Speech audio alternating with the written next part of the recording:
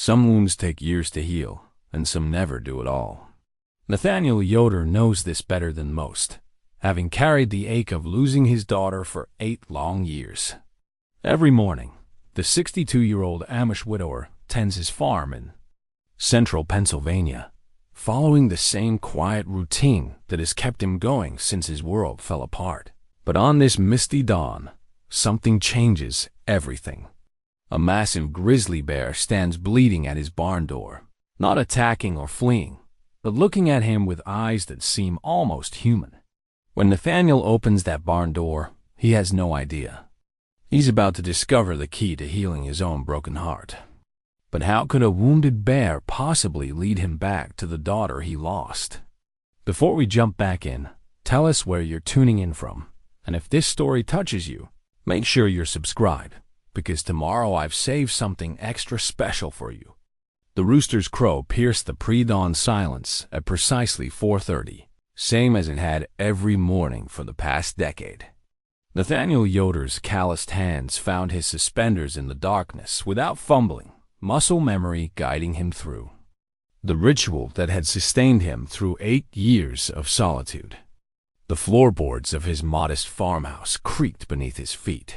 Sounds that once might have worried Martha about waking their sleeping daughter, but now served only as lonely percussion in the symphony of his morning routine.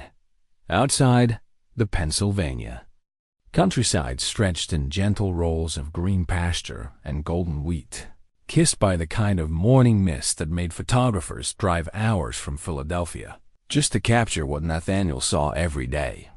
But beauty, he had learned, means little when you have no one to share it with. His boots left dark prints in the dew-heavy grass as he made his way to the barn, the familiar weight of the milk pail swinging at his side. The barn stood like a cathedral in the morning light, its weathered red walls and peaked roof a testament to 3 generations of Yoder craftsmanship. His grandfather had raised these beams with his own hands. His father had mended them through countless storms, and Nathaniel had maintained them through decades of changing seasons. Inside, the sweet scent of hay mingled with the earthy warmth of the animals, Holstein cows with their patient eyes, a handful of goats that bleated their morning greetings, and the steady presence of his draft horses, Duke and Duchess. "Morning, ladies," Nathaniel murmured to the cows, his voice carrying the gentle authority that came from a lifetime of animal husbandry. The ritual of milking was meditation made physical, the rhythm of his hands, the whisper of milk hitting the pail, the contented sighs of the cattle. In the outside world, machines did this work in minutes. Here, it took an hour, and every minute was precious time to think, to remember, to sometimes wish he could forget. The milk house behind the barn served as his connection to the broader community. Twice weekly, the truck from Miller's Dairy would collect the cream that had made the Yoder farm profitable for 60 years. It was honest work, the kind that connected a man to the land and to God's creation in ways that no factory job ever could. Martha used to say their cream was so rich because their cows were loved, and Nathaniel had never found reason to doubt her wisdom. Back in the kitchen, he prepared his breakfast with the same deliberate care he brought to every task. 2 eggs from his own chickens, fried in butter from his own cows, served alongside thick slices of bread that Sarah Byler had brought yesterday, still warm from her oven. The gesture was kind. The Byler family had been checking on him regularly since Martha's passing, but it also reminded him of all the things he no longer did for himself. Martha's kitchen had once produced meals that drew neighbors from miles around. Now, it served one man's simple needs with efficient loneliness. The silence of the house pressed against him as he ate, broken only by the ticking of the mantel clock. That had belonged to Martha's grandmother. Time moved differently here than in the outside world. Days were measured not by digital displays, but by the position of the sun, the behavior of the animals, and the ancient rhythms that had governed farming families for generations. Yet sometimes, usually in these quiet morning moments, time seemed to stop entirely, leaving Nathaniel suspended between memory and reality. After breakfast, he climbed the narrow stairs to the second floor, his hand trailing along the banister that Martha had insisted they sand and restained just 2 years before. Her illness took hold. At the end of the hallway, a door had remained closed for 8 long years. Behind it, Rebecca's childhood room waited in perfect preservation, as if she might return any day from some extended visit and need her familiar surroundings exactly as she had left them. Nathaniel rarely opened that door, but this morning something drew him forward. Perhaps it was the quality of the light, or the way the morning mist reminded him of the day she was born, another October dawn when the world seemed wrapped in cotton and possibility. The hinges whispered as the door swung open, revealing a space frozen in time. The hand-carved wooden cradle sat in the corner where it had always been, crafted by Nathaniel's own father in anticipation of his first grandchild. It was a masterpiece of simple functionality and quiet beauty, ash wood polished to a warm glow, with rockers shaped to provide the gentlest motion. Rebecca had slept in that cradle for her first 6 months, and Martha used to rock her there during those endless nights when colic made sleep impossible for anyone in the house. Now the cradle held only shadows and memory. Nathaniel ran his fingers along its smooth edge, remembering the weight of his daughter as a baby, the way her tiny fist would curl around his finger, the perfect trust in her sleeping face. She had been their miracle child, arriving after 7 years of marriage when they had nearly given up hope of having children. Martha had cried with joy the day they discovered she was pregnant, and Nathaniel had built Rebecca's furniture with hands that shook with happiness. The room itself remained exactly as Rebecca had left it, at 18 quilts folded neatly at the foot of the bed, her collection of smooth stones from the creek arranged on the windowsill, her few books stacked carefully on the simple wooden shelf. But what struck Nathaniel most powerfully was what was missing. No teenage clutter, no photographs of friends, no evidence of the rebellion or questioning that marked most Amish young people during their Rumspringa, the traditional period of freedom before choosing whether to join the church. Rebecca had been different from the beginning. While other children played with simple wooden toys and dolls, she had been drawn to injured animals, birds with broken wings, stray cats, even a baby deer she had found abandoned in the woods. Martha had encouraged this gentleness, seeing it as evidence of their daughter's good heart. Nathaniel had been more cautious, sensing in Rebecca's compassion for wild things a restlessness that made him uneasy. The Rumspringa was supposed to be temporary, a chance for young Amish to experience the outside world before making their adult commitment to the faith and community. Some teenagers bought cars. Others experimented with forbidden technology or clothing. Rebecca had enrolled in college. The decision had split their household down the middle. Martha supported their daughter's thirst for learning, while Nathaniel worried that education would steal her away from the only life that mattered. He had been right to worry. Rebecca's letters home grew less frequent as her studies progressed. Her visits became shorter and more strained. She spoke of things: ecology, wildlife management, conservation biology, that seemed to exist in a different universe from the one that had shaped his understanding of the world. When Martha fell ill, Rebecca came home immediately, but even then, Nathaniel could see the pull of her other life and her restless energy and frequent phone calls to professors and advisors. The final break had come after Martha's funeral. Rebecca announced she had accepted a position with the Pennsylvania Game Commission, working as a wildlife biologist in the state's growing conservation program. The job would require her to live in the outside world, to use technology, to work alongside English colleagues who knew nothing of Amish ways. For Nathaniel, it felt like watching his daughter choose to become a stranger. "You don't understand," she had said, standing in this very room as she packed the last of her belongings. "This is important work. God's creation is being destroyed, and I can help save it." "God's creation," Nathaniel had replied. his voice tight with hurt and confusion, "is right here on this farm, in this community, living the way he intended us to live." She had looked at him then with eyes that held both love and pity, and he had known that he had already lost her. "Papa," she said softly, "the world is bigger than this farm." Those had been among the last words they spoke to each other. Rebecca left the next morning, and though she sent letters and called occasionally in the first year, even those communications had dwindled. The Amish don't practice formal shunning of family members who leave, but the emotional distance can be just as final.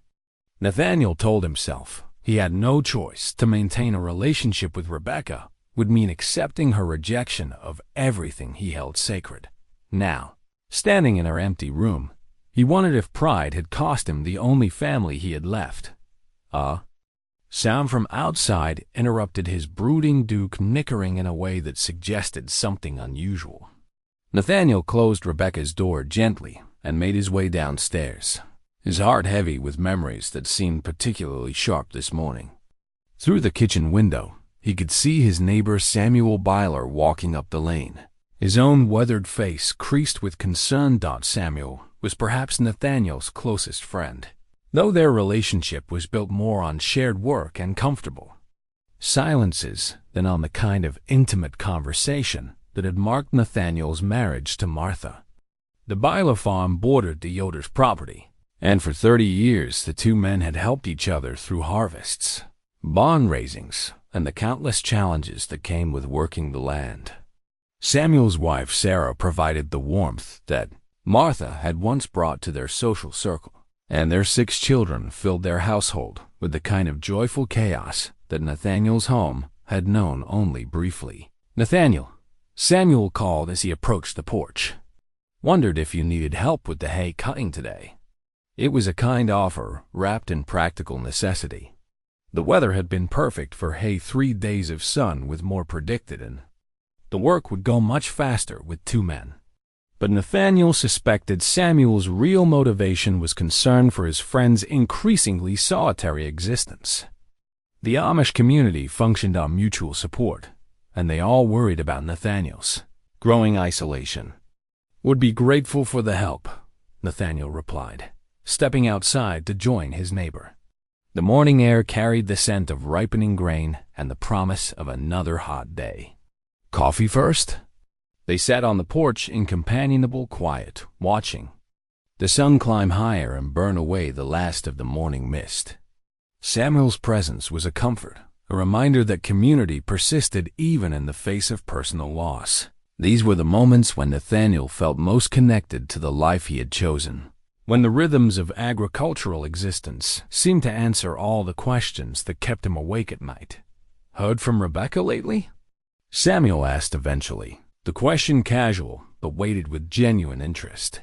Nathaniel shook his head, the familiar ache settling in his chest. "Not in months. Sarah thinks about her often. Wonders if she's well." "I suppose she must be," Nathaniel replied, though he knew he sounded unconvinced. "She chose her path." Samuel nodded but didn't press the subject. He had been present for enough of Nathaniel's struggles to know when silence was the kindest response. Instead, he pointed toward the barn where Duke was still showing signs of agitation. "Horse seems troubled by something." Nathaniel followed his friend's gaze and frowned. Duke was normally the statiest of animals, but this morning the big draft horse was pawing the ground near the barn entrance. His ears pricked forward in an alert position that suggested he had sensed something unusual. "Been like that since I came out," Nathaniel said, setting down his coffee cup.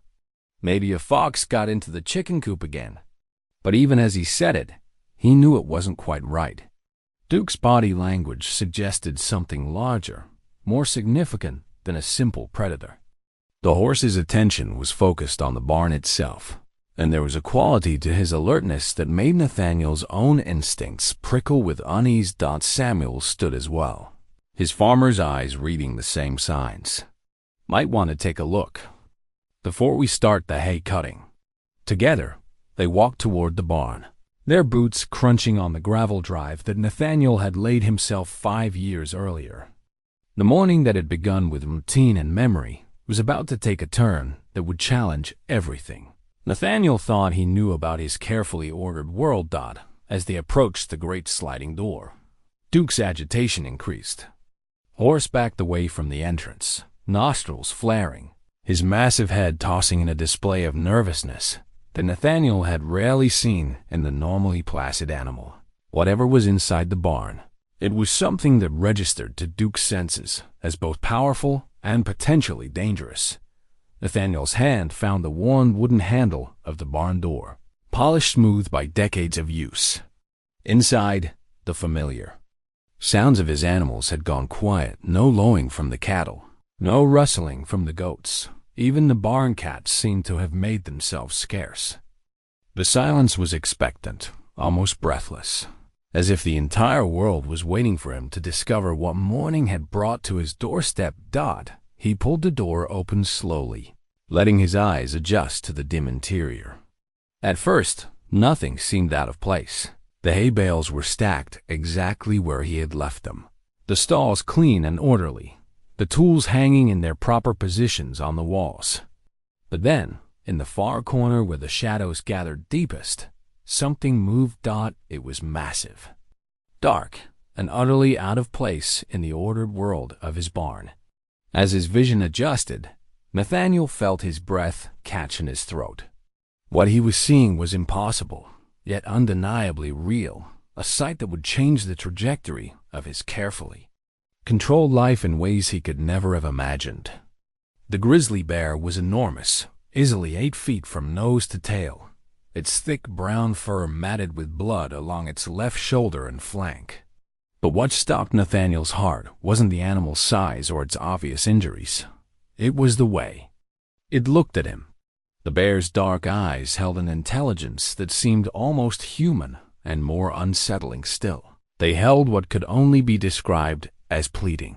Samuel stepped up beside him, his sharp intake of breath confirming that Nathaniel wasn't hallucinating. "Dear God in heaven," Samuel whispered.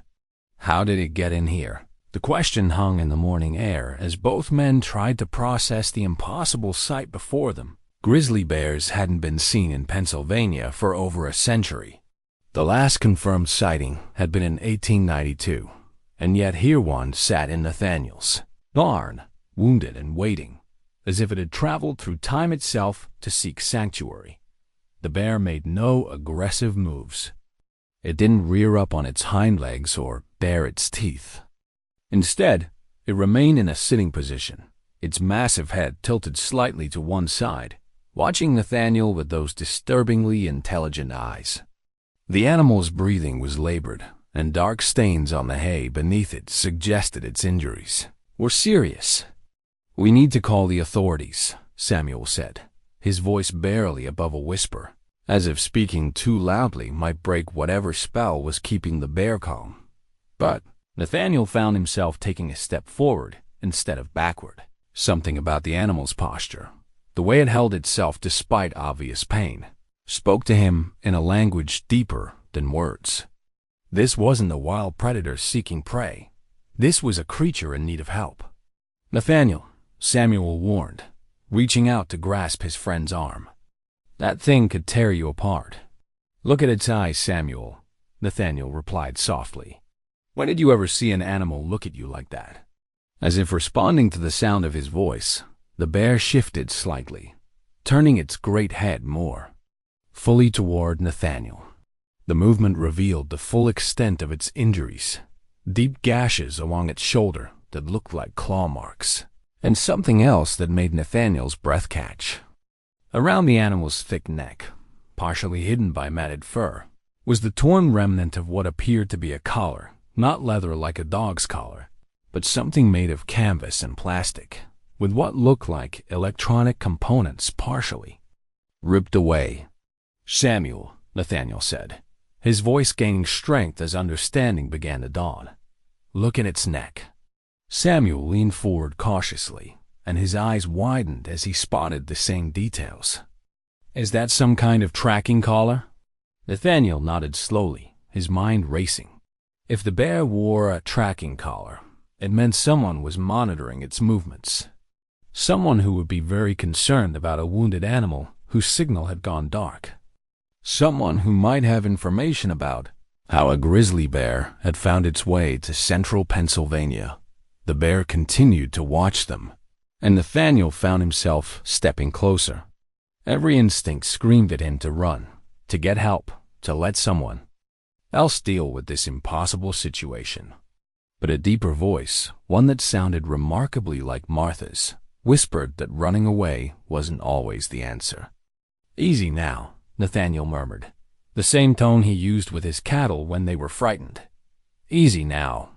We're not going to hurt you." The bear's ears pricked forward at the sound of his voice, and to Samuel's amazement, the massive animal actually seemed to relax slightly. Its breathing became less labored, and it settled more comfortably into the hay, though its eyes never left Nathaniel's face. "This is madness," Samuel said, but his voice carried more wonder than fear now. "It's like the thing understands you." Nathaniel crouched down, making himself smaller and less threatening. The bear watched his movements with keen interest, but showed no sign of alarm. From this closer position, Nathaniel could see that the wounds, while serious, were not life-threatening if treated properly. The deeper gashes had mostly stopped bleeding, and the animal's overall condition suggested strength and resilience. "I think," Nathaniel said slowly, "it came here looking for help." "Animals don't seek help from humans," Samuel protested, though. His tone suggested he was beginning to question his own certainty. "Tell that to the bear." Several minutes, they remained frozen in this strange tableau, two Amish farmers and a wounded grizzly bear, sharing the intimate space of a Pennsylvania barn. The morning light slanted through the high windows, illuminating dust motes that danced in the air like golden spirits. Outside, the normal sounds of rural life continued: birds calling, insects humming, the distant lowing of cattle in neighboring fields. But inside the barn, time seemed suspended. Finally, Nathaniel made his decision. He stood slowly and walked to the corner where he kept his veterinary supplies, items accumulated over decades of caring for sick and injured livestock. The bear's eyes followed his every movement, but it made no attempt to flee or attack. "Nathaniel," Samuel said urgently, "you can't be thinking of treating it yourself."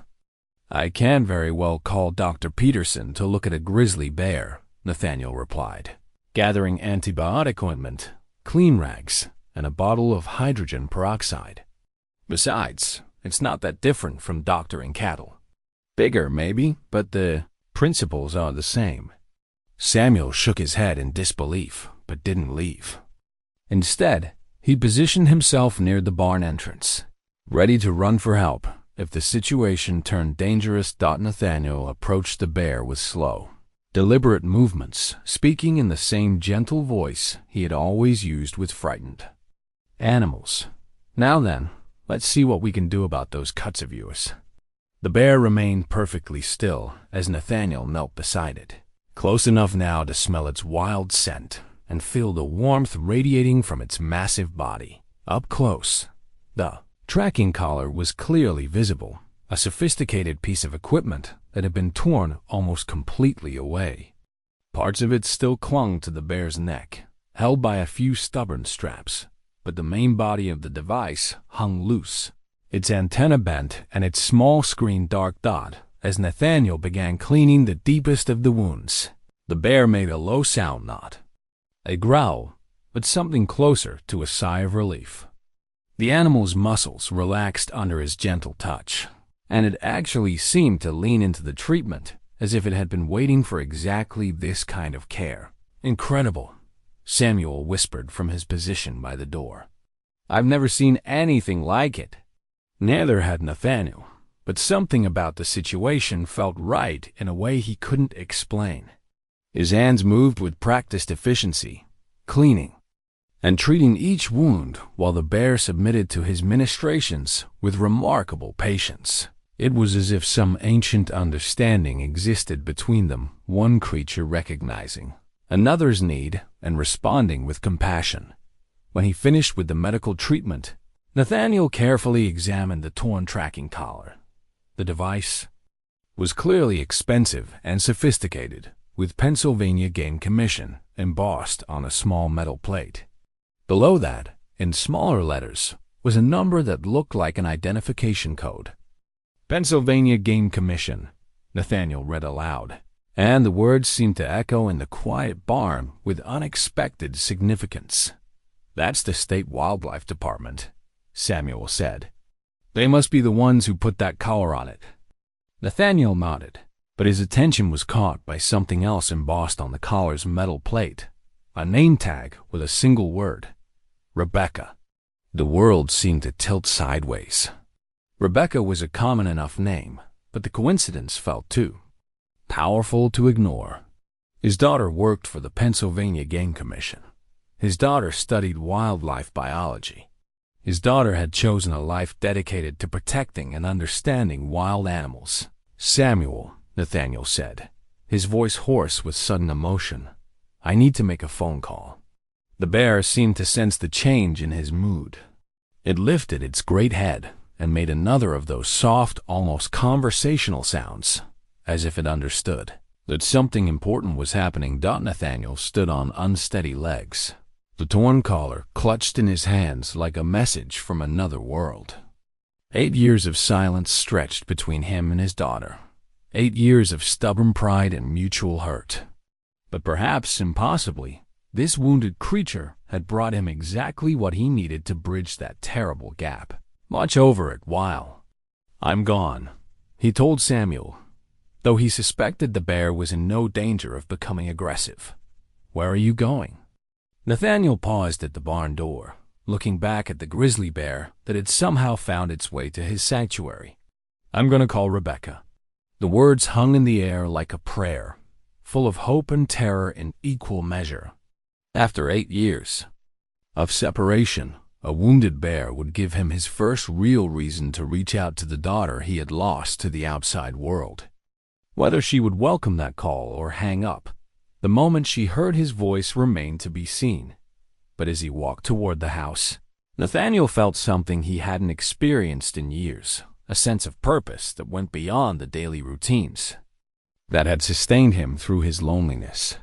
The bear had come to him for healing, and perhaps, in some mysterious way, it had come to heal him as well.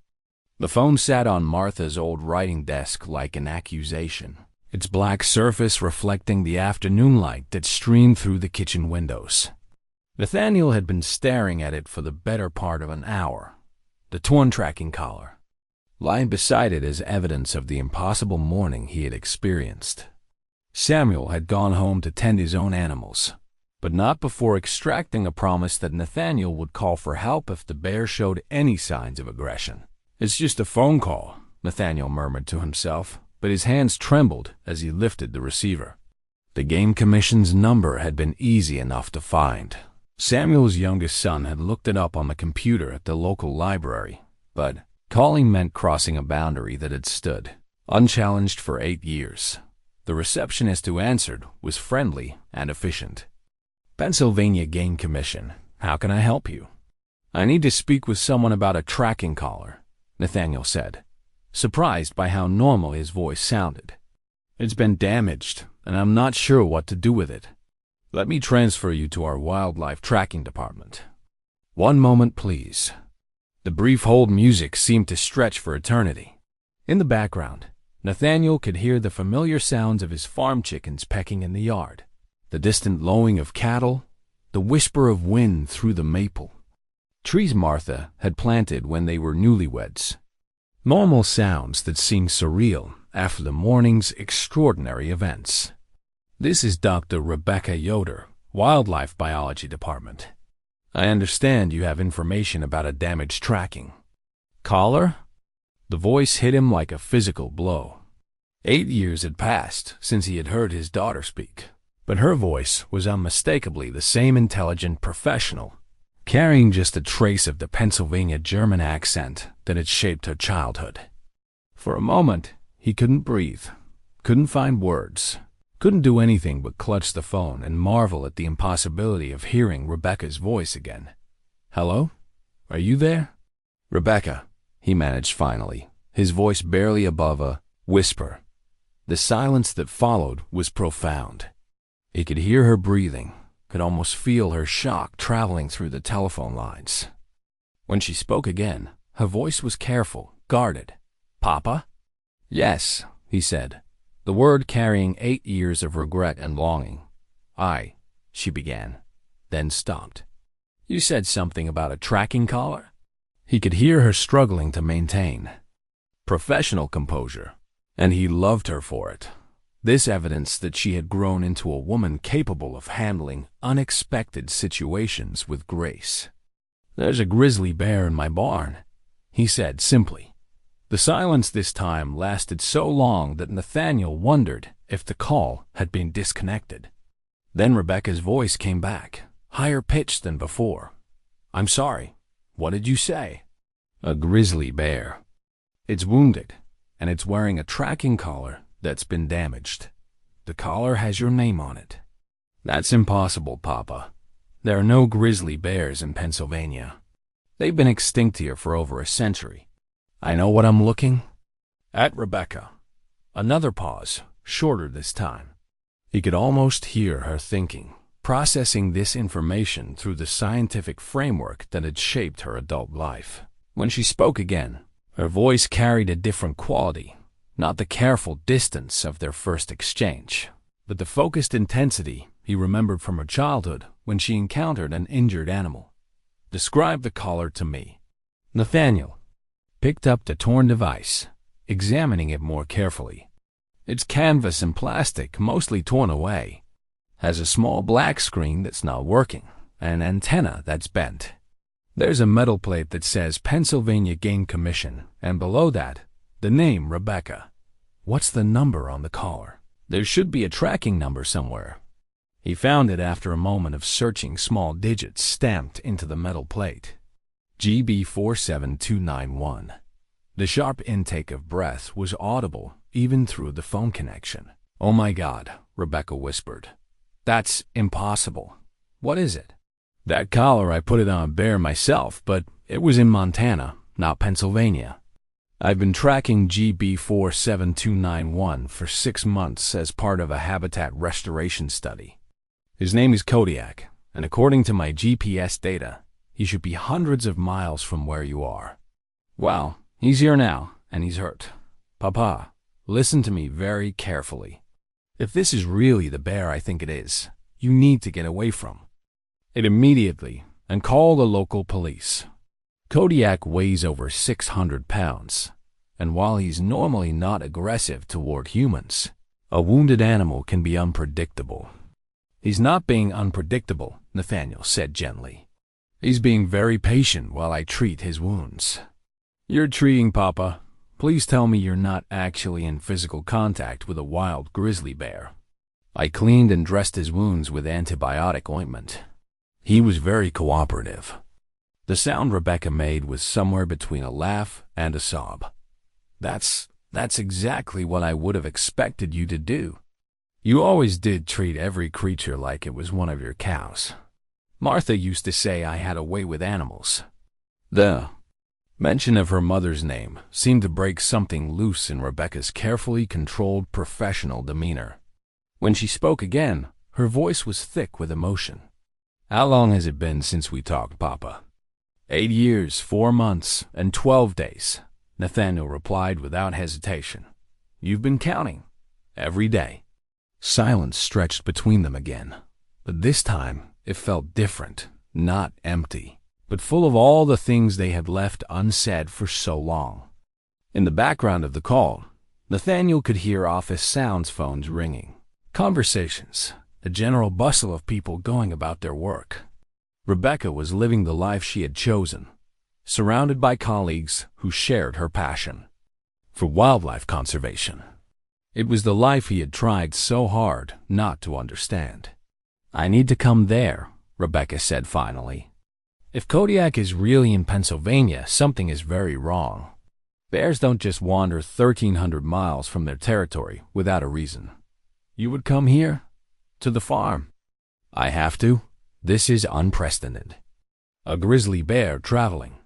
That kind of distance, showing up injured at a specific location. There has to be an explanation. And if he's as calm as you say he is, then something even stranger is going on.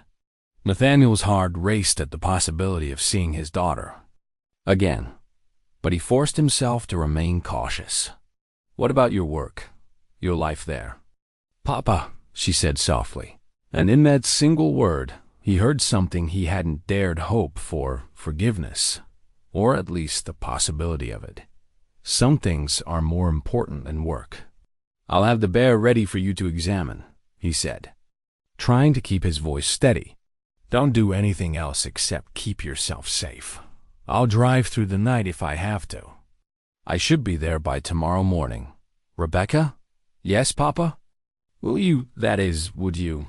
He struggled with the words, pride and hope warring in his chest.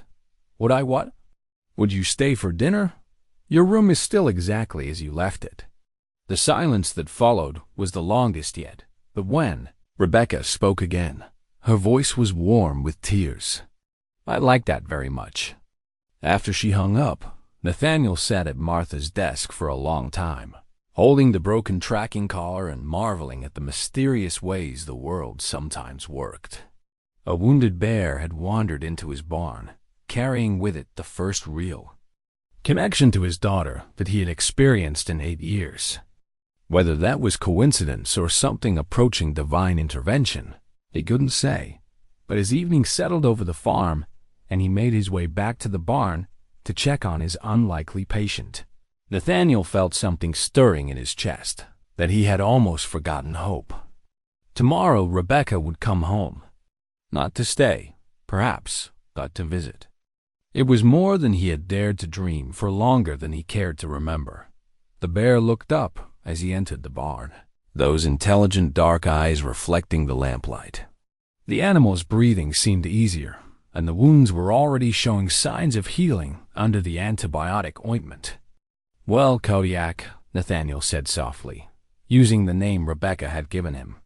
Looks like you've got yourself a visitor coming. Someone who's been very worried about you. The bear made that soft, conversational sound again, almost as if it understood. Perhaps it did. After the day he had experienced, Nathaniel was prepared to believe almost anything was possible. The storm arrived just after midnight, bringing with it the kind of wind and rain that made old farmhouses creak and groan like living things. Nathaniel lay in his bed listening to the weather rage outside, but his mind was too active for sleep. In a few hours, Rebecca would arrive, his daughter, the wildlife biologist, the woman who had chosen a life he still didn't fully understand but was beginning to respect. Unable to rest, he made his way downstairs and wrapped himself in Martha's wedding quilt, the one she had stitched during the long winter months of their first year of marriage. The quilt was a masterpiece of careful planning and patient work, tiny, precise stitches creating intricate patterns of blue and white that told the story of their love in fabric and thread. Martha had always said that quilts were prayers made visible, each stitch a conversation with God about the family they hoped to build together. The weight of the quilt around his shoulders was comforting, carrying with it the scent of lavender and the indefinable essence of the woman who had shared his bed for 34 years. Martha would have known what to do about Rebecca's return. She would have found exactly the right words to bridge the gap between father and daughter, the right balance of warmth and space, the right way to show love without overwhelming. Through the kitchen window, he could see the barn outlined against the storm-dark sky. Lightning flickered in the distance, and he wondered how Kodiak was weathering his first night in captivity. The bear had seemed calm enough when Nathaniel had checked on him before supper, but wild animals and storms were unpredictable combinations. Perhaps he should go out and make sure everything was all right. The rain struck him like cold needles as he crossed the yard, his boots splashing through puddles that reflected the occasional lightning flash. Inside the barn, his animals had settled in for the night. the cattle chewing their cud with bovine contentment, the horses dozing in their stalls. But in the far corner, where Kodiak had made his temporary home, something remarkable was happening. The bear was not alone. Rebecca sat in the hay beside Kodiak, her back against the barn wall, speaking to him in the same gentle voice Nathaniel remembered from her childhood. She was soaked from the rain, her dark hair plastered to her head, but she seemed oblivious to her discomfort as she examined the bear's wounds by the light of a small flashlight. "I know, boy," she was saying softly. "I know it hurts. But you're safe now. Papa took good care of you." Nathaniel stood frozen in the doorway, afraid that any movement might shatter this impossible scene. His daughter, his Rebecca, was here. 8 years older, but still recognizable in the tilt of her head and the careful way she moved around the massive animal. She wore English clothes now, jeans and a practical jacket that marked her as belonging to the outside world. But her voice carried the same compassion that had marked her from childhood. Kodiak seemed as comfortable with Rebecca as he had been with Nathaniel, allowing her to check his bandages and clean around the edges of his wounds. The bear's massive head rested near her knee, and occasionally he would make those soft, conversational sounds that seemed to be his way of communicating contentment. "You drove through the storm," Nathaniel said finally, stepping into the circle of lamplight. Rebecca looked up, and in her eyes he saw the same mixture of nervousness and hope that he felt in his own chest. "I couldn't wait until morning," she said. Not after hearing your voice again." They looked at each other. Across 8 years of separation, father and daughter connected by a wounded bear who had somehow brought them back together. Rebecca was 30 now, a woman with laugh lines around her eyes and a professional confidence he had never seen in the girl who had left home. But underneath the changes, she was still his Rebecca, still the child who had cried over injured birds and spent hours reading to the barn cats. "You look well," Nathaniel said, the inadequate words carrying more weight than entire conversations had in the past. "So do you, Papa. Older but well." Kodiak shifted in the hay, drawing their attention back to his presence. Rebecca's flashlight illuminated the careful job Nathaniel had done with the bandages, and her professional assessment was evident in the way she nodded approvingly. "You did good work," she said. "These wounds are healing cleanly, and his vital signs seem strong. Where did you learn to treat injuries like this?" 40 years of farming teaches you a lot about doctoring animals," Nathaniel replied. "Though I admit this is the largest patient I've ever had."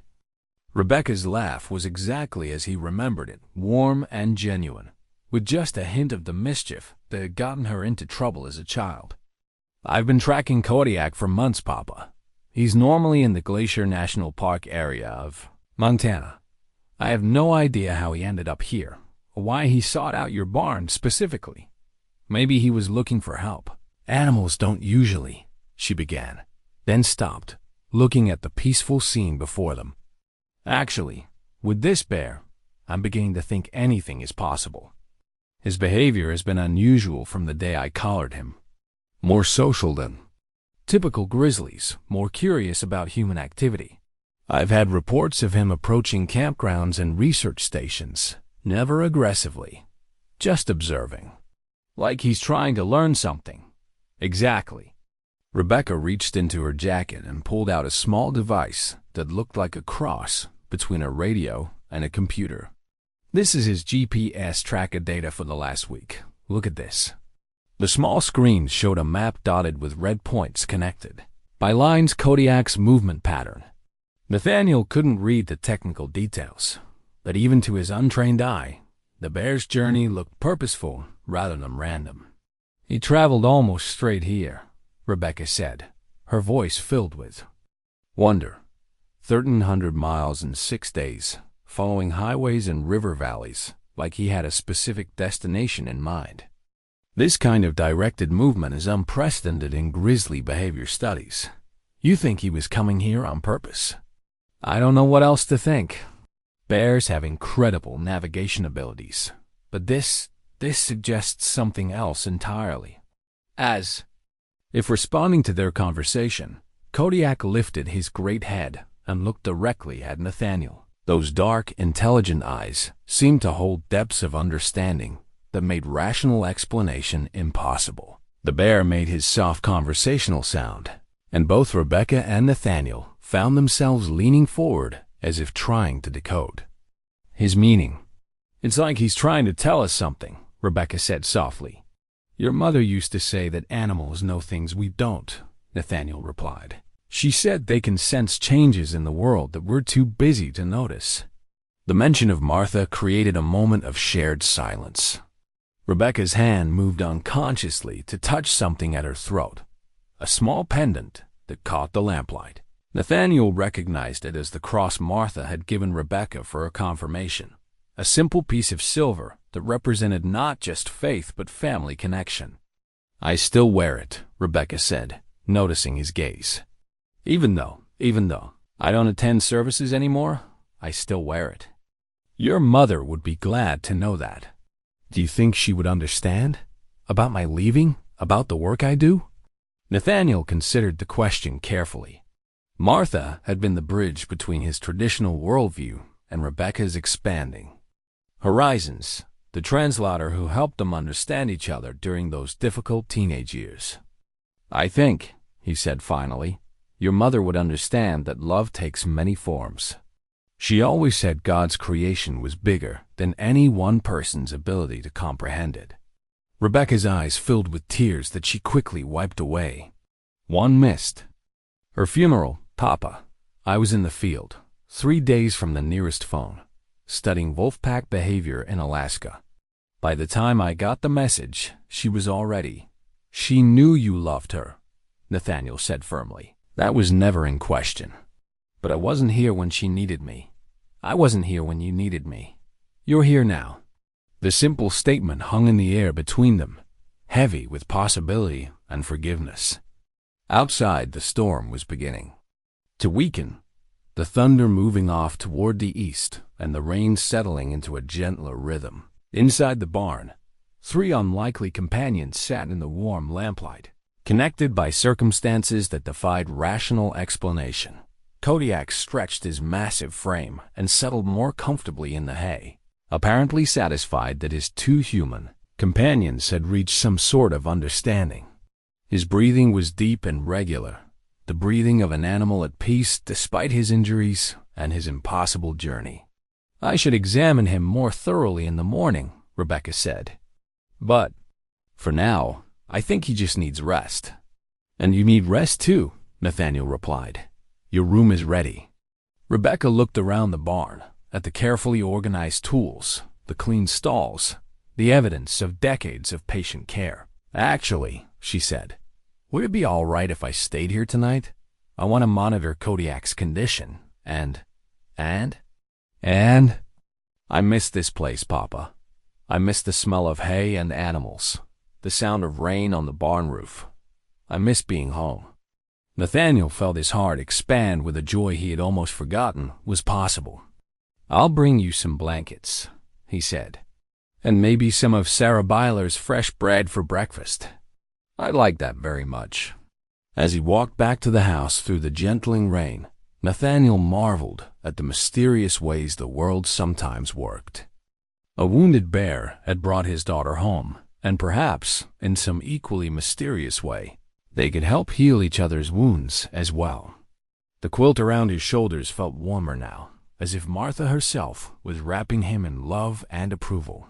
Tomorrow would bring new challenges and difficult conversations, but tonight his daughter was sleeping in his barn, watching over a grizzly bear that had traveled 1,300 miles to bring them back together. It was enough, more than enough for. Now, morning came with the soft gray light that follows storms, the air washed clean, and everything sparkling with leftover raindrops.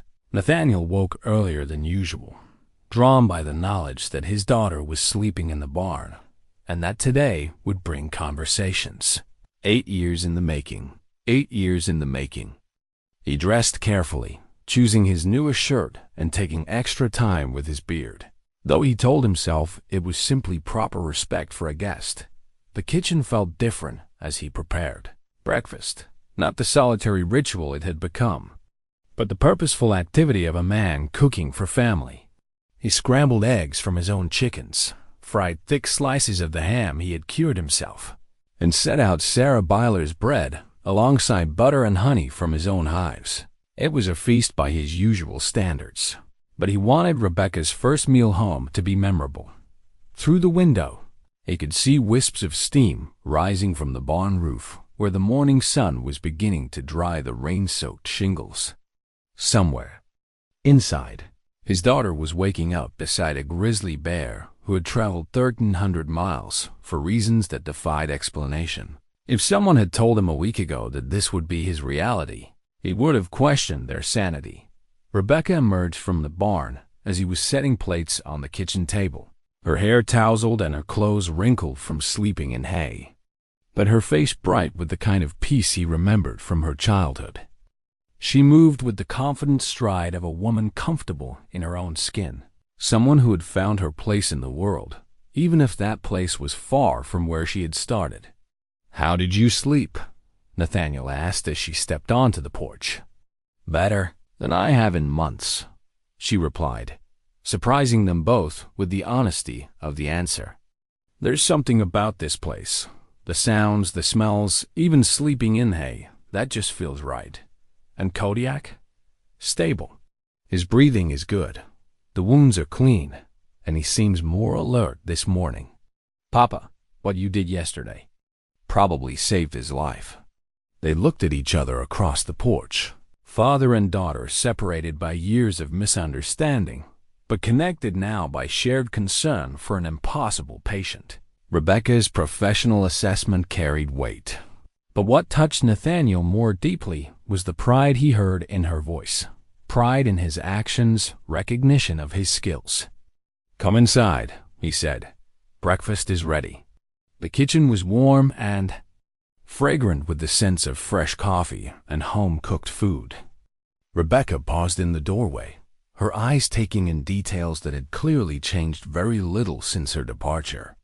The same kitchen table where she had done homework as a child, the same worn linoleum floor that Martha had swept 10,000 times, the same view out the window toward the fields where 3 generations of Yoders had worked the land.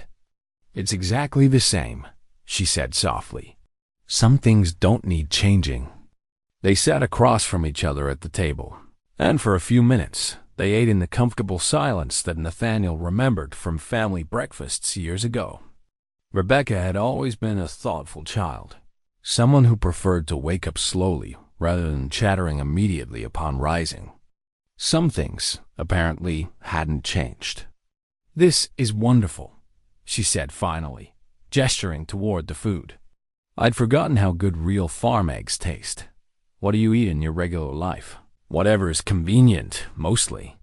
Cereal, sandwiches, takeout when I'm working late." The life of a field biologist isn't known for its culinary sophistication. "You work late often?" Rebecca nodded, buttering another piece of Sarah's bread. "Wildlife doesn't keep regular hours. I've spent nights sitting in trees watching owl behavior, days following elk herds through mountain valleys, weeks camping in wilderness areas, collecting data on habitat restoration projects." "That sounds," Nathaniel paused, searching for the right words. "That sounds meaningful." "It is," Rebecca said, looking up from her breakfast with surprise at his tone. "It's the most meaningful work I can imagine. Every study we complete, every conservation success story, every species we help recover, it all contributes to preserving God's creation for future generations." The phrase God's creation hung in the air between them, heavy with significance. It was language they both understood, a bridge between his traditional faith and her scientific worldview. For the first time, Nathaniel began to see his daughter's work not as a rejection of their values, but as an extension of them. "Tell me about Kodiak," he said. "How did you find him?" Rebecca's face lit up with the enthusiasm he remembered from a childhood when she talked about animals. I was part of a team studying grizzly behavior in Glacier National Park. Kodiak was different from the beginning, more curious about humans, more willing to approach research stations, more social than typical male grizzlies. We collared him to study whether his unusual behavior was learned or genetic. And what did you discover? That he's remarkable. His movement patterns suggested higher intelligence than we normally see in bears. He seemed to understand that our research camps weren't threatening, and he actually appeared to be observing our activities. My supervisor thought I was anthropomorphizing, assigning human characteristics to animal behavior, but I've never seen anything like it until yesterday. Exactly. The way he looked at you, the way he accepted your help, it's consistent with everything I've observed about his personality. But his journey here, Papa, that's unprecedented. Bears don't just decide to walk 1,300 miles without a compelling reason. What kind of reason? Rebecca set down her coffee cup and leaned forward, her scientific training warring with something that looked like wonder. I've been thinking about that all night. The timing is significant. He started moving east exactly 1 week ago, which corresponds with when our GPS tracking station went offline for maintenance. It's as if he knew the exact moment when we couldn't monitor his movements. You think he planned this? I think, Rebecca said carefully, that we don't understand animal intelligence as well as we think we do. There are documented cases of animals traveling great distances to return to places of significance, salmon returning to spawning grounds, birds migrating across continents. But this is different. Kodiak has never been in Pennsylvania. He has no historical connection to this place, except through you. The words settled between them like stones dropped into still water, creating ripples of implication that neither of them was quite ready to explore. Rebecca stared at her father, processing the connection that seemed too impossible to accept but too obvious to ignore. You think he came here because of me? She asked finally. I think, Nathaniel said slowly, that there are forces in this world we don't understand. Your mother used to say that God works through all of creation, not just through people. Maybe. Kodiak was the answer to a prayer I didn't even know I was praying. Rebecca's eyes filled with tears that she didn't try to hide this time. I've missed you so much, Papa. Every day for 8 years, I've missed this place. Missed our conversations, missed being part of a family that understood each other without needing to explain everything. Then why did you stay away? Because I was afraid, she admitted. Afraid you were disappointed in me. Afraid you saw my choice as a rejection of everything you taught me. Afraid that if I came back, you'd try to convince me to stay, and I'd have to leave all over again. Nathaniel reached across the table and covered his daughter's hand with his own, feeling the strength in her fingers and the calluses that spoke of outdoor work and physical challenges. Rebecca, he said gently, I was never disappointed in you. Confused maybe. Hurt by your leaving, certainly. But never disappointed. Really? You became exactly what your mother and I raised you to be, someone who cares for God's creatures. Someone who uses her gifts to make the world better. Someone with the courage to follow her calling even when it's difficult. How could I be disappointed in that? They sat holding hands across the kitchen table while morning light filled the room and the farm awakened around them. Outside, Nathaniel could hear Samuel's voice calling a greeting his neighbor arriving to check on the impossible situation that had developed overnight. Soon they would have to deal with practical questions about what to do with a wounded grizzly bear, how to explain his presence to the community, how to navigate the complex regulations surrounding wildlife management. But for now, father and daughter sat in the kitchen where Rebecca had learned to read, where she had told them about her day at school, where she had announced her intention to study biology despite their concerns. The circle was closing, not back to where it had started, but forward to something new and better, a relationship built on understanding rather than expectation, on acceptance rather than control. I found something yesterday, Rebecca said. reaching into her jacket pocket. When I was settling into the barn, I knocked over an old feed bucket, and this fell out. She placed a small, worn prayer book on the table between them, the same book she had carried to services as a child, the same book where she had written her own prayers in the margins. During those long Sunday mornings, when her mind wandered from the sermon to the birds outside the window, the prayer book lay open between them, its pages yellowed with age and soft from years of handling. Rebecca's childhood handwriting filled the margins, questions about faith, observations about nature, and prayers that revealed the heart of a young girl trying to understand her place in the world. Nathaniel picked up the book gently, running his fingers over words his daughter had written 15 years ago. "Listen to this," he said, reading from a margin note dated 3 months before Rebecca's 18th birthday. "Dear God, help me understand why you made the world so big if you want us to stay in such a small part of it. Help me know if loving your creation means staying close to home or going out to protect it wherever it needs protection." Rebecca's breath caught. I remember writing that I was struggling so much that year, trying to figure out if leaving was betrayal or calling.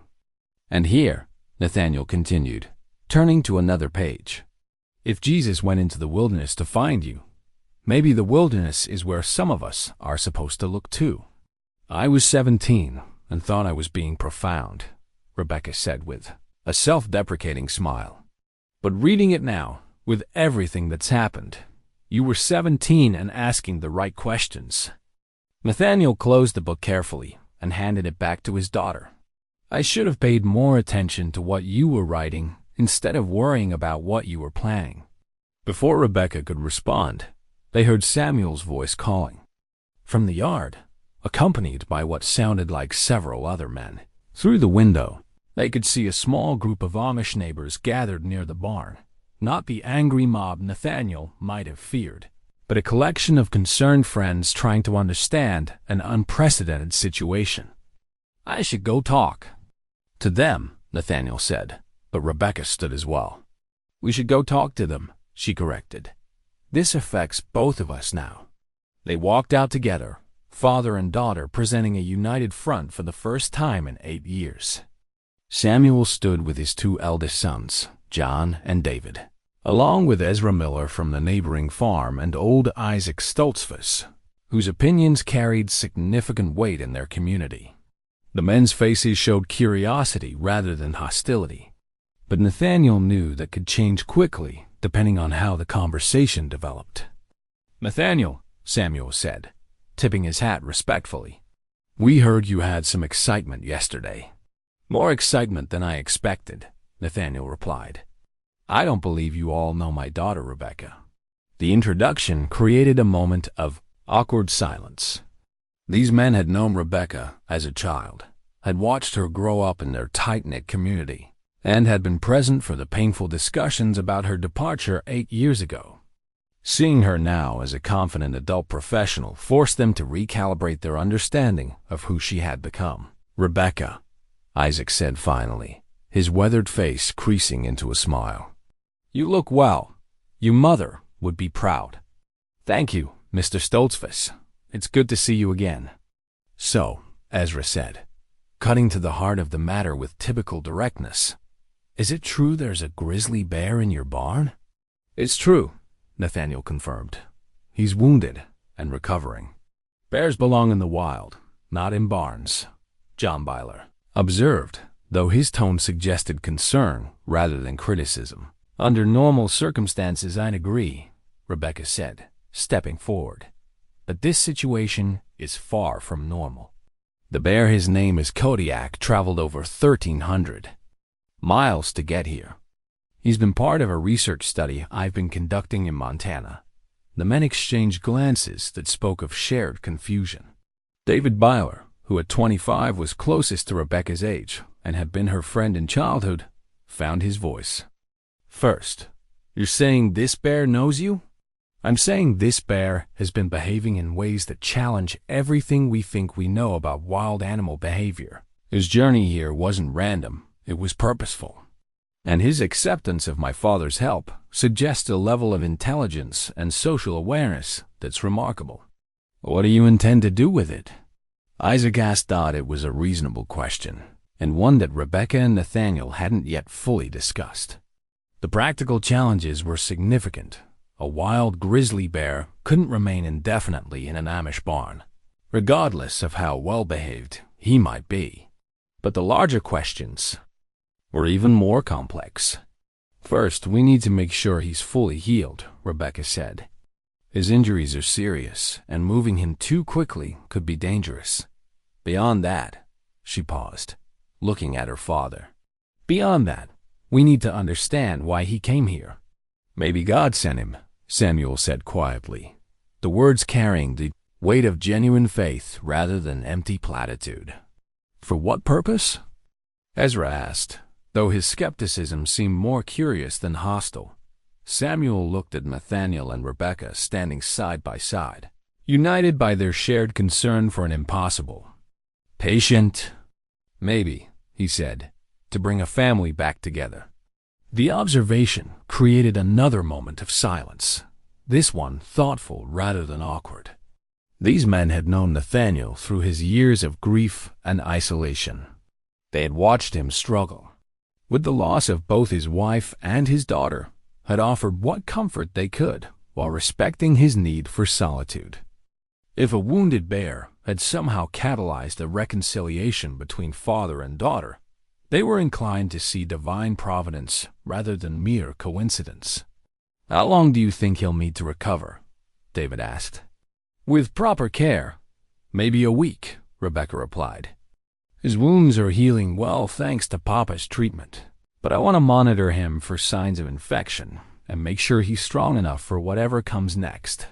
And what will come next? Isaac pressed. Rebecca exchanged a look with her father, and Nathaniel saw in her eyes the same uncertainty he felt. I don't know, she admitted. By all normal standards, he should be tranquilized and transported back to his original territory. But nothing about this situation is normal. Moving him against his will might be more traumatic than helpful. He came here for a reason, Nathaniel added. Until we understand that reason, it seems wrong to force him to leave. Old Isaac nodded slowly, his long experience with both animals and people informing his judgment. Sometimes, he said, the best thing to do is nothing at all. Sometimes waiting reveals what action cannot. The community won't object to giving him time to heal? Rebecca asked. The community, Samuel replied with a slight smile, is more interested in your being here than in the bear being here. It's been 8 years since we've seen you, Rebecca. There are people who have wondered how you were doing, whether you were well, whether you ever thought about coming home. I think about it more than you might imagine, Rebecca said softly. Then maybe, Isaac suggested, this week of caring for your bear will give you time to think about other things as well. After the neighbors left, promising to keep the situation quiet while Kodiak recovered, Rebecca and Nathaniel returned to the barn. The bear looked up as they entered, those intelligent dark eyes tracking their movements with what could only be described as interest. His wounds were visibly better than they had been even 12 hours earlier, and his general alertness suggested that Samuel's assessment had been correct. Sometimes waiting revealed what action could not. He's remarkable, Rebecca said, kneeling beside Kodiak to examine his bandages. I've never seen healing progress this quickly in a wild animal. Maybe it's because he's not wild anymore, Nathaniel observed. Maybe he's become something else, something we don't have a word for yet. Rebecca looked up at her father, struck by the wisdom in his observation. You know, she said, I came here thinking I was going to solve a scientific mystery. But I'm beginning to think the mystery is bigger than science can explain. Some mysteries, Nathaniel replied, settling into the hay beside his daughter and the bear who had brought them back together, aren't meant to be solved. They're meant to be experienced. As afternoon settled over the farm, the three unlikely companions rested in the warm barn. connected by circumstances that defied rational explanation, but somehow felt absolutely right. Outside, the world continued its normal rhythms, but inside their sanctuary, time moved differently, more slowly, more thoughtfully, more in harmony with the deeper currents that sometimes guide lost souls back to where they belong. Rebecca had always been methodical in her research, but the notebook she pulled from her jacket pocket on the third day of Kodiak's recovery contained more questions than answers. Pages of careful observations, GPS coordinates, behavioral notes, and tracking data that painted a picture of something unprecedented in wildlife biology. As she sat in the barn reviewing her work, Kodiak watching her with those unervingly intelligent eyes, a pattern began to emerge that made her blood run cold. "Papa," she called, her voice tight with sudden urgency. "I need you to look at something." Nathaniel had been checking the bear's wounds, marveling at the rapid healing that continued to surprise them both. The deepest gashes were already forming. Healthy scar tissue and Kodiak's energy level had improved dramatically. But Rebecca's tone made him abandon his gentle examination and move to where she sat surrounded by papers and technical equipment. "What is it?" "These injuries," she said, pointing to detailed photographs she had taken of Kodiak's wounds. "I've been analyzing them, and they're not what I initially thought." "What do you mean?" Rebecca's finger traced the pattern of scars on Kodiak's shoulder in the photograph. "I assumed these were from a territorial fight with another bear, or maybe an encounter with wolves. But look at the spacing of these marks, the depth and angle of the cuts." Nathaniel studied the image, his farmer's eye picking up details that his initial emotional response had missed. "Those look like trap injuries," Rebecca finished grimly. "Specifically, injuries from an illegal snare trap designed to catch bears. And these marks on his neck, where the collar was torn away, those weren't caused by branches or rocks. They were caused by wire cutters." The implications hit Nathaniel like a physical blow. Someone was trying to steal him? Not just steal him. Someone was trying to harvest him, his collar for the GPS technology, possibly his gallbladder, and pause for the illegal wildlife trade. "Papa, Kodiak didn't just wander away from Montana. He escaped from poachers." Rebecca's hands shook as she flipped through her research notebook, finding the page that had triggered her terrible realization. "Look at this movement data from the week before he disappeared. Kodiak was traveling in a pattern that suggests he was being tracked and herded-driven toward a specific location where the poachers could trap him safely. But he got away. He got away, but just barely. And Papa," Rebecca's voice dropped to a whisper, "if they were sophisticated enough to plan an operation like this, if they have the resources to track GPS collars and set up ambush points, then they're not going to just accept the loss of their target. You think they followed him here? I think they might still be tracking him. Modern poaching operations use military-grade equipment, radio scanners, GPS trackers, even drones for surveillance. If they know Kodiak's collar frequency, they can locate him anywhere within a 50-mile radius." Nathaniel felt a chill that had nothing to do with the morning air. "You're saying we're in danger." "I'm saying we need to contact law enforcement immediately. This isn't just about wildlife conservation anymore. Papa, poaching operations like this are run by organized criminal networks. They have money, weapons, and no qualms about eliminating anyone who gets in their way." As if sensing the tension in their conversation, Kodiak stood and moved to the barn entrance, his massive head tilted as if listening for sounds beyond normal human hearing. The bear's body language had changed from the relaxed posture of a healing animal to the alert stance of a creature sensing threat. "He knows," Rebecca said, watching Kodiak's behavior. "Somehow, he knows they're still out there." Nathaniel's mind raced through the implications. His quiet farm, his peaceful community, his newly recovered relationship with his daughter, all of it potentially under threat because he had chosen to help a wounded animal. The irony was bitter. In trying to heal one kind of wound, he might have exposed them all to deadly danger. What do we do? Rebecca was already reaching for her phone, her professional training taking over despite the fear in her eyes. I call my supervisor at the Game Commission, and they contact the FBI. Illegal wildlife trafficking is a federal crime, especially when it involves endangered species research. They'll want to set up surveillance, maybe use Kodiak as bait too. Catch the people responsible. Use him as bait? Nathaniel's voice carried a protective edge that surprised them both. After everything he's been through, it might be the only way to stop them. Papa, these people aren't just threatening Kodiak. They're threatening every tagged animal in the research program, every scientist working in the field, every conservation effort we've spent years building.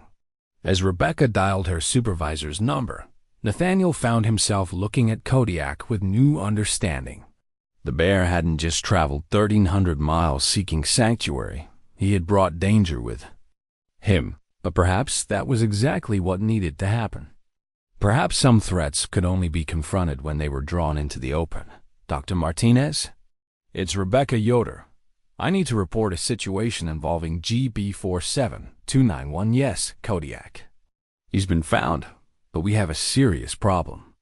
Nathaniel listened to his daughter's side of the conversation, hearing her slip into the professional language that marked her expertise.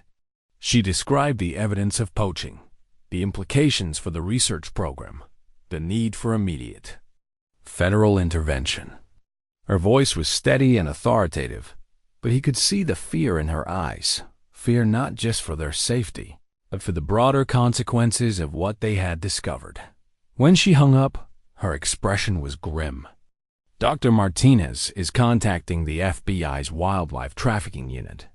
They'll have agents here within hours, and they're bringing a full tactical team. Tactical team? Papa, the illegal wildlife trade is worth billions of dollars annually. The people involved aren't weekend poachers. They're criminal organizations with international connections. The FBI treats them like any other organized crime syndicate. Nathaniel sank onto a hay bale, overwhelmed by the transformation of his simple act of mercy into something that felt like a war zone preparation. All I wanted to do was help a wounded animal. And that's exactly what you did, Rebecca said, sitting beside him. But sometimes helping one creature means confronting the forces that threaten all creatures. Kodiak didn't just come here seeking healing, Papa. He came here seeking justice. As if responding to her words, Kodiak approached them slowly, his massive bulk moving with surprising grace. The bear settled beside Nathaniel's other side, creating a moment of profound connection between the three of them.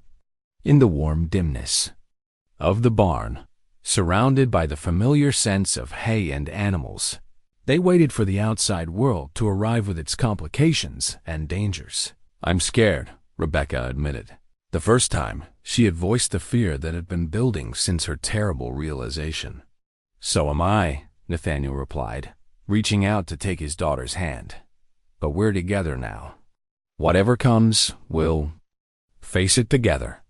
Kodiak made his soft conversational sound, and both humans found themselves looking into those dark, intelligent eyes that had started this whole impossible journey.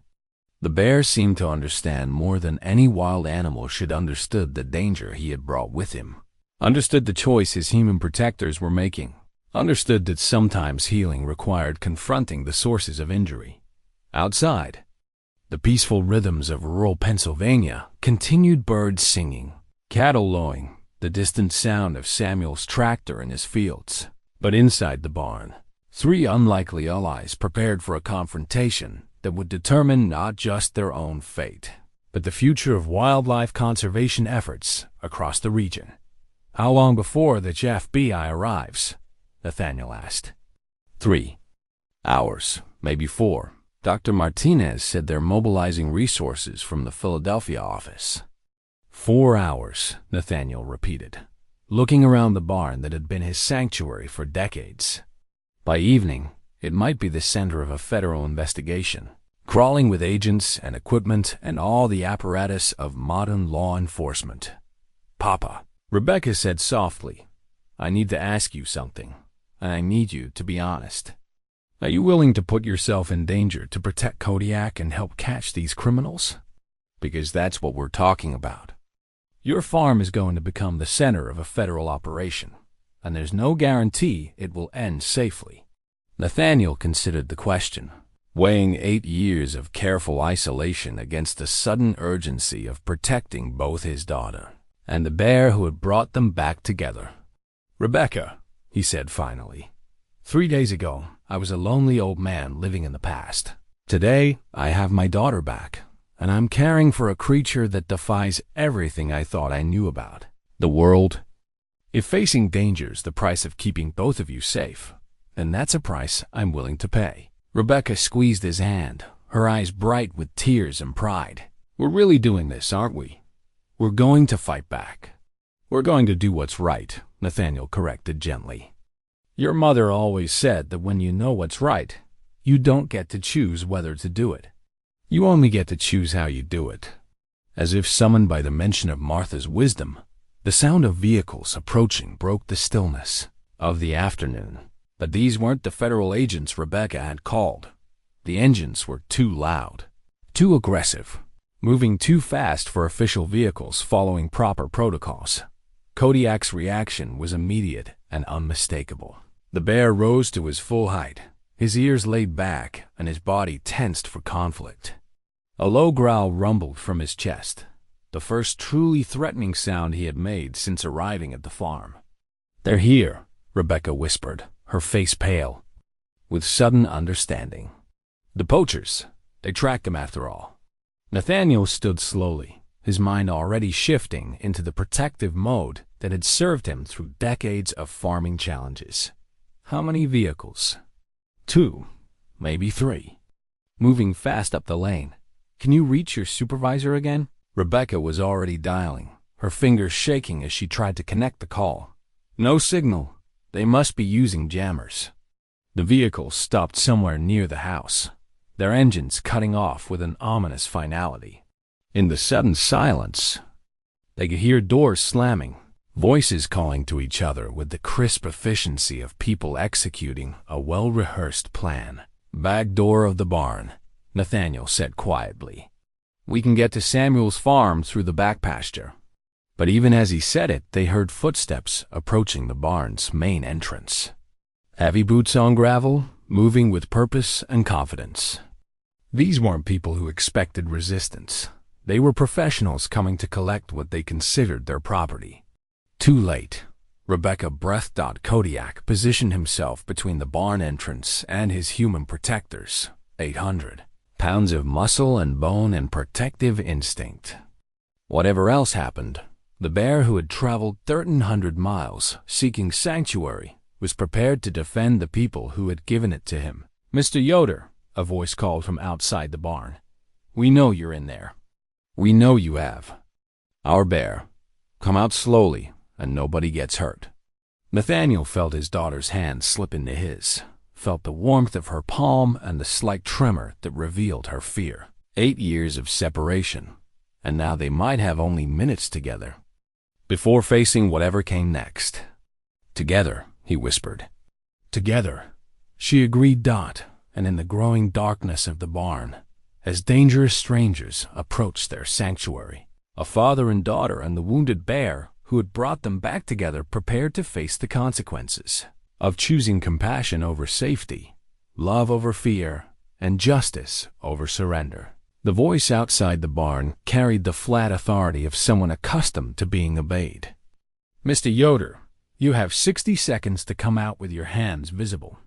We're not here to hurt anyone, but we will recover our property." Nathaniel felt his daughter's grip tighten on his hand as he reached for the leather-bound Bible that had belonged to his father, the same Bible that had provided comfort and guidance through 3 generations of Yoder family challenges. His fingers found the familiar weight of the book, worn smooth by decades of reading, and drew strength from the connection to something larger than the immediate danger. "Papa," Rebecca whispered, "what are you doing?" "What my father taught me to do when facing trouble," he replied softly, opening the Bible to a passage he had memorized in childhood. "The Lord is my shepherd, I shall not want. He makes me lie down in green pastures. He leads me beside quiet waters. He restores my soul." The ancient words seemed to fill the barn with a peace that had nothing to do with their circumstances and everything to do with faith that had sustained his family through wars, depressions, droughts, and personal losses that would have broken lesser spirits. As he spoke, Nathaniel felt his fear transform into something else, not courage exactly, but acceptance of whatever was meant to happen. Kodiak remained positioned between them and the barn entrance, but the bear's posture had changed subtly. The aggressive tension was still there, but underneath it was something that looked remarkably like determination. The animal seemed to understand that this confrontation would determine not just his own fate, but the fate of the humans who had risked everything to help him. 30 seconds, Mr. Yoder." "There," Rebecca said suddenly, pointing toward the small window high in the barn's east wall. "I can see movement in the tree line behind the house. Someone's positioning themselves for a clear view of the exits." Nathaniel followed her gaze and spotted what his daughter's trained eye had detected, the subtle shift of shadows that indicated human presence where none should be. These people were indeed professionals, surrounding the barn with military precision while maintaining the illusion that negotiation was still possible. "How many do you think?" "At least 4, probably 6. They've had time to study the property layout, plan their approach, identify escape routes." Rebecca's voice carried the analytical calm of her scientific training, but her eyes betrayed the fear she was fighting to control. "Papa, they're not going to let us walk away from this." "Then we don't walk away," Nathaniel said simply. "We stand our ground." The statement seemed to galvanize something in both his daughter and the bear. Rebecca straightened her shoulders, her expression shifting from fear to the kind of focused determination that had carried her through years of dangerous fieldwork in remote wilderness areas. Kodiak's growl deepened, but his stance became more controlled, less reactive aggression, more purposeful readiness. "Time's up, Mr. Yoder. We're coming in." The barn door began to slide open slowly, revealing 3 figures silhouetted against the afternoon light. The leader was a tall man in military-style clothing, carrying equipment that looked more suited to a tactical operation than wildlife recovery. His companions flanked him with the practiced spacing of people who had worked together in dangerous situations. "That's far enough," Nathaniel called out, stepping forward despite Rebecca's attempt to hold him back. "This is private property, and you're not welcome here." The leader smiled, a cold expression that never reached his eyes. "Mr. Yoder, I presume. I'm sorry for the dramatic entrance, but time is somewhat critical. We're here to recover a valuable research animal that wandered away from our facility. I'm sure you understand our concern." "Your facility?" Rebecca stepped up beside her father, her professional credentials giving her the authority to challenge their claim. "I'm Dr. Rebecca Yoder, Pennsylvania Game Commission. That bear is part of a federal research program, and I'm his primary handler."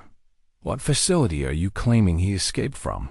The leader's smile faltered slightly as he reassessed the situation. "Dr. Yoder, we weren't expecting to find the actual researcher here. That does complicate things somewhat." "It doesn't complicate anything," Rebecca replied firmly. "GB 47291 is a federally protected research animal under my supervision. Unless you can provide proper documentation from the U.S. Fish and Wildlife Service, you have no legal authority to remove him." "Legal authority," the man repeated, and this time his smile was genuinely amused. "Dr. Yoder, we're not operating under legal authority. We're operating under practical necessity." The admission hung in the air like a confession, confirming what Rebecca had already suspected but hoping wasn't true. These weren't federal agents or even legitimate wildlife officials. They were exactly what she had feared. Criminal poachers with the resources and ruthlessness to track a research animal across 1,300 miles. What do you want? Nathaniel asked, cutting through the verbal maneuvering to the heart of the matter. We want our investment back, the leader replied. That bear has been fitted with extremely expensive tracking technology that belongs to our organization. We've spent considerable resources locating him, and we intend to recover both the animal and the equipment. The tracking collar was damaged when we found him, Rebecca said. Most of the technology was destroyed. Then we'll have to settle for the bear himself. Grizzly parts command premium prices in certain markets, and we have buyers waiting. The casual mention of harvesting Kodiak for illegal trade hit Nathaniel like a physical blow. This wasn't about research or wildlife management. It was about money, pure and simple. The bear, who had traveled 1,300 miles seeking sanctuary, had been targeted by people who saw him not as a living creature, but as a commodity to be processed and sold. No, Nathaniel said quietly, but his voice carried absolute finality. I'm sorry? I said no. You're not taking him. The leader's expression hardened, revealing the calculating brutality that his professional demeanor had been concealing. Mr. Yoder, I don't think you understand the situation. We're not asking for your permission, and I'm not giving it. For a moment, the two men stared at each other across the length of the barn, one representing the simple moral conviction that had guided rural communities for generations, the other representing the corrupting influence of money and power that recognized no boundaries except profit. Between them stood Rebecca and Kodiak, both valuable for different reasons, both at the center of a confrontation that would determine far more than just their immediate fate. Dr. Yoder, the leader, sighed, turning his attention to Rebecca with the kind of false politeness that made his threat even more chilling. You're a scientist. Surely you understand that one animal's life is insignificant compared to the broader implications of our operation. We have research facilities, breeding programs, conservation efforts that depend on the income from selective harvesting. Your bear's sacrifice could fund protection for hundreds of other animals. That's not conservation, Rebecca replied steadily. That's rationalization for murder. Such dramatic language. We prefer to think of it as resource management. Nathaniel felt something shift inside him, a clarity that had nothing to do with fear and everything to do with the kind of righteous anger that his ancestors had felt when facing down other forms of organized evil. His hand tightened on his father's Bible, drawing strength from generations of faith that had never compromised with corruption. You need to leave, he said, his voice carrying an authority that seemed to surprise even him. You need to leave now, and you need to never come back. The leader's laugh was genuinely amused this time. Mr. Yoder, look around you. We have 6 people surrounding this barn. We have weapons, we have transportation. You have what, a bear? That's 2 injured to fight, and a daughter who studies animals for a living? What exactly do you think you can do to stop us? I think, Nathaniel replied calmly, you underestimate both the bear and the daughter. I think you definitely underestimate what a father will do to protect his family.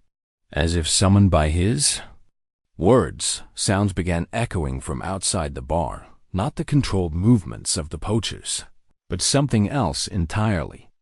Voices calling to each other in Pennsylvania German, the sound of vehicles approaching, the unmistakable rhythm of a community responding to threat.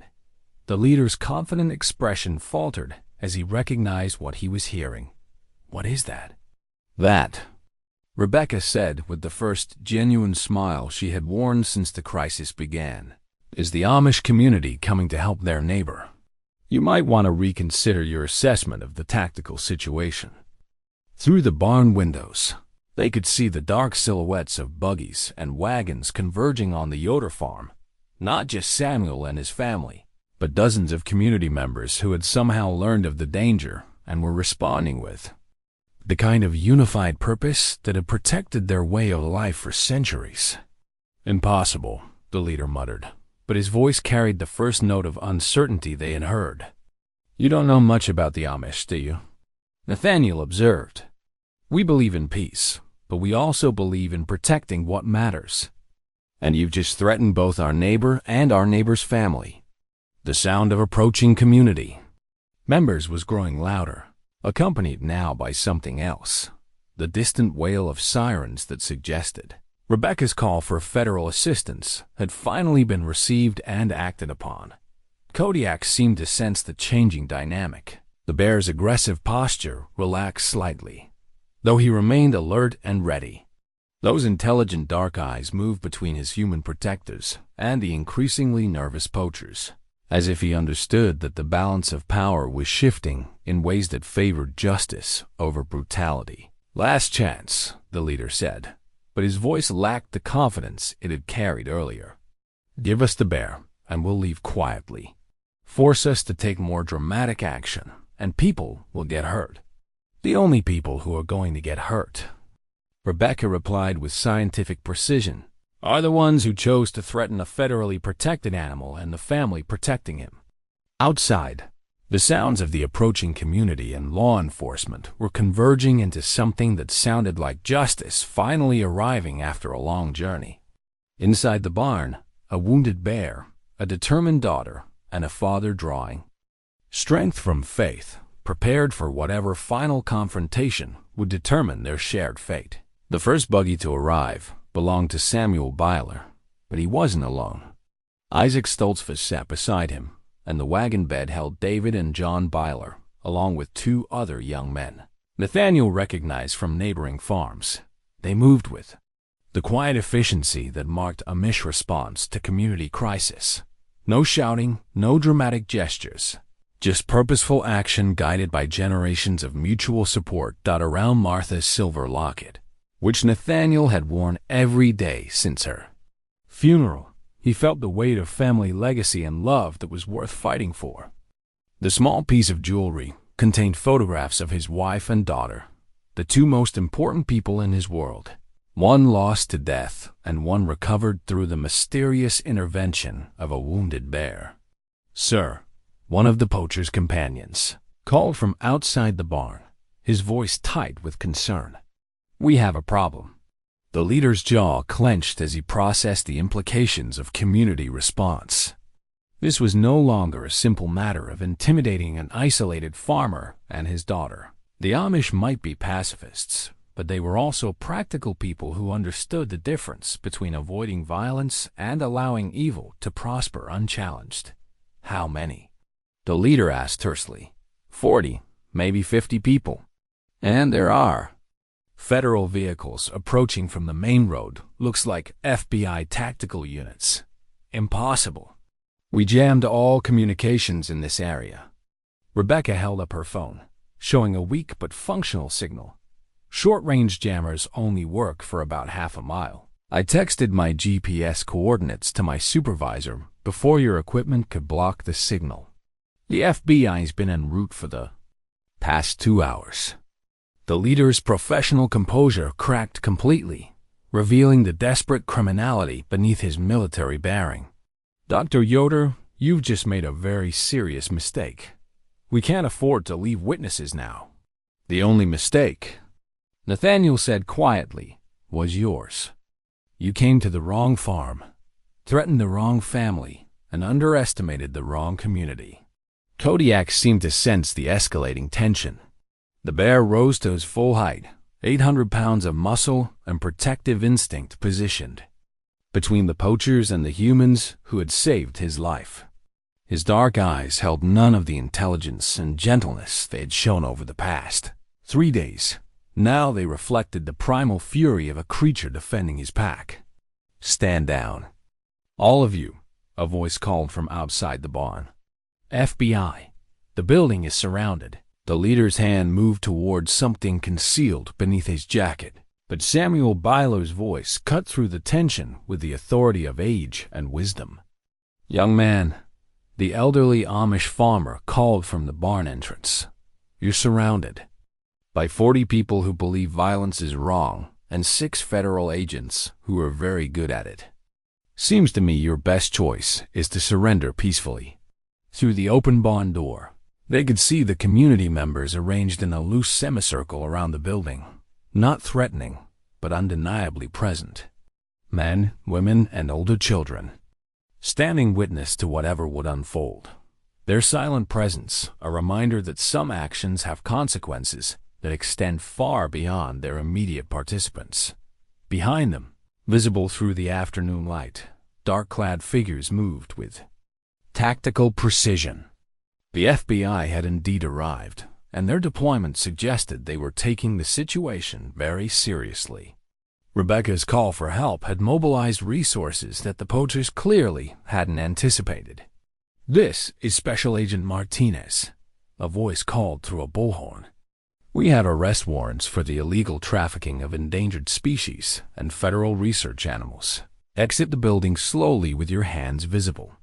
The leader looked around the barn, at Nathaniel standing calm and resolute beside his father's Bible, at Rebecca, radiating professional determination despite the danger, at Kodiak positioned like a guardian between them and harm. The tactical situation had deteriorated beyond any possibility of salvage. "You have no idea what you've cost us," he said to Rebecca, his voice filled with the kind of cold fury that marked career criminals facing the end of profitable operations. "I know exactly what I've cost you," Rebecca replied steadily. "One bear's life, dozens of other animals that won't be poached, and a criminal network that won't be able to operate in this region anymore. I consider that a fair trade." The leader's hand completed its movement toward his concealed weapon, but Kodiak's reaction was faster than any human could have managed. The bear surged forward with surprising speed for an animal his size, placing himself directly between the armed criminal and the humans he had adopted as family. "Don't," Nathaniel said quietly, though whether he was addressing the poacher or the bear was unclear. "Don't make this worse than it has to be." For a moment that seemed to stretch into eternity, the barn held its breath. Criminal desperation, warred with growing certainty that escape was impossible. Federal agents positioned themselves for action, while community members maintained their silent witness.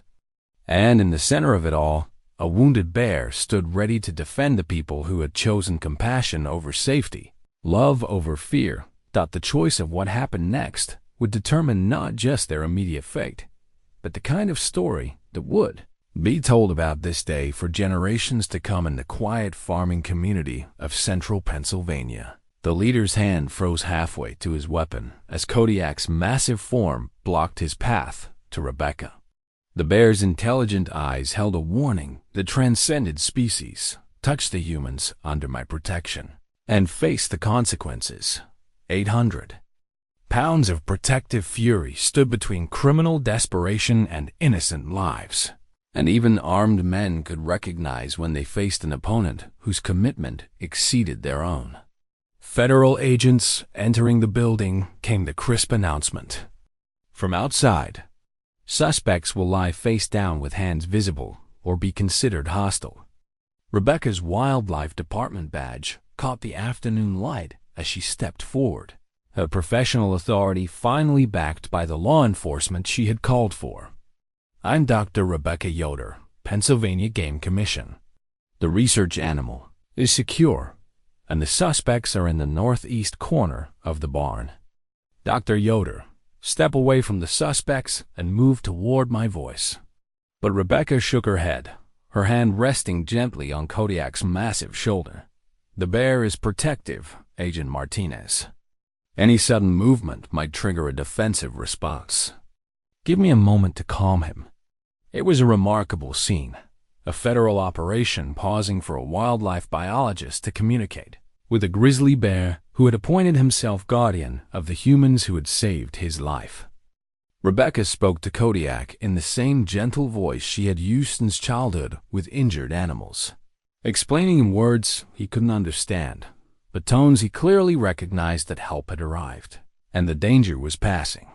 Nathaniel watched his daughter work, seeing in her professional competence the fulfillment of gifts that had been evident since childhood. This was what she had become in the outside world, someone whose expertise could mean the difference between life and death, whose knowledge could protect both animals and humans from forces neither could face alone.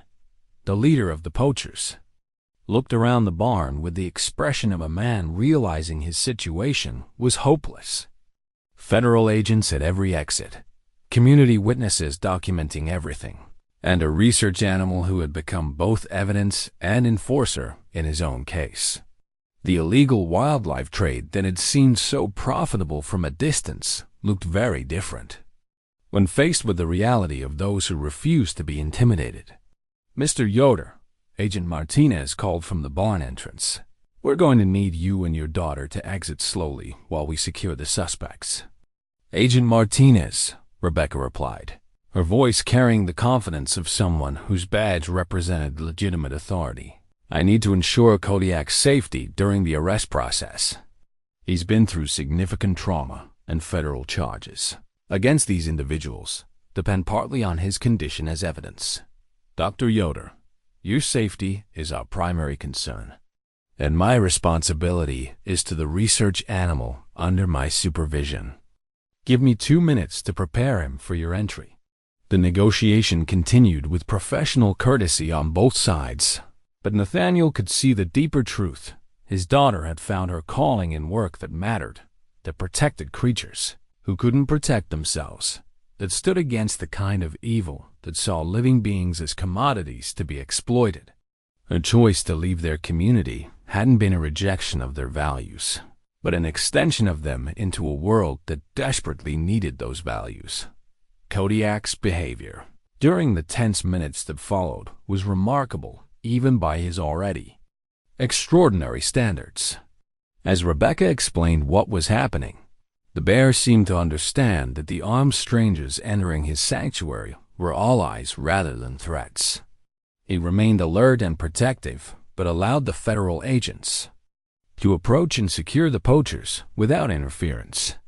"Remarkable animal," Agent Martinez commented as handcuffs clicked shut on the leader's wrists. "I've never seen a grizzly show this level of social intelligence." "He's been remarkable from the beginning," Rebecca replied, her hand still resting on Kodiak's shoulder. "This case is going to revolutionize our understanding of bear cognition and behavior, and your father's medical treatment probably saved his life," the agent added, nodding respectfully toward Nathaniel. "We'll need detailed documentation of the bear's condition when you found him for evidence in the federal case." As the arrested poachers were led away in federal custody, the barn began to feel like a sanctuary again rather than a battlefield. The community members who had responded to protect their neighbor remained for a while, ensuring that the crisis was truly over before dispersing back to their own farms and families. Samuel approached Nathaniel with the kind of measured satisfaction that marked successful community action. "Well," he said simply, "that's done." "Thanks to all of you," Nathaniel replied, gesturing toward the neighbors who had dropped everything to respond to need. "I don't know how you knew to come." Rebecca called Sarah from her cell phone, Samuel explained. "Asked her to gather folks in case there was trouble." The phone tree worked exactly like it's supposed to. Rebecca looked up from her continued examination of Kodiak's condition. "I called Mrs. Byler because I knew she'd know what to do. Some things don't change, even when you've been away for 8 years. Some things," Samuel agreed with a smile, "are worth preserving." As evening settled over the farm and the last of the federal agents completed their evidence collection, 3 unlikely allies found themselves alone again in the barn where their extraordinary journey had begun. A father and daughter reconciled by circumstances they never could have imagined, and a bear who had traveled 1,300 miles to bring them together. All of them changed by the experience of standing against forces that would have destroyed something precious and irreplaceable. 3 weeks later, the morning light that filled Nathaniel's kitchen carried the golden quality of late autumn, touching everything with warmth despite the cooling air outside. Rebecca sat at the same table where she had done homework as a child. But now she worked on federal case documents and research reports that would reshape wildlife protection policies across multiple states. The prosecutions resulting from Kodiak's case had exposed a trafficking network that reached from Montana to international buyers, validating years of conservation efforts that had seemed theoretical until they produced this dramatic real-world success. The new wooden sign hanging beside Rebecca's childhood bedroom door caught the light from the stairway window, hand-carved letters spelling out "Always welcome home" in the precise, patient script that marked Nathaniel's craftsmanship. He had worked on it in the evenings after Rebecca returned to her regular duties, each letter shaped with the kind of care that transforms simple wood into a declaration of unconditional love. The federal prosecutor says the convictions will carry 15-year sentences, Rebecca said, looking up from her laptop, and the asset forfeitures will fund expanded research programs for the next decade. What about Kodiak? That's the interesting part. His GPS data from the past month shows he's staying within a 50-mile radius of this farm. He's not trying to return to Montana. It's as if he's made this area his new territory. Nathaniel smiled, unsurprised by this development. Maybe he likes the neighborhood. Papa, bears don't just abandon established territories to set up new ones in completely different ecosystems. His behavior is unprecedented in wildlife biology. Maybe some things are more important than established territories. Rebecca closed her laptop and leaned back in her chair, studying her father with the kind of analytical attention she usually reserved for her research subjects. I used to think your worldview was too simple for the complexities I was discovering in my studies. But I'm beginning to think my worldview was too complicated for the simplicities you never forgot. What do you mean? I mean that sometimes the most profound truths are the most obvious ones. Kodiak didn't travel 1,300 miles because of complex behavioral programming or environmental stressors.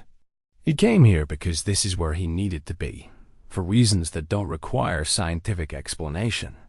The conversation was interrupted by Samuel's familiar voice calling from the yard. Through the window, they could see him approaching with his usual measured pace, but his expression carried news of some significance. "Nathaniel, Rebecca," he called as they stepped onto the porch. "Thought you'd want to know Kodiak's been spotted again." "Where?" Rebecca asked, immediately alert.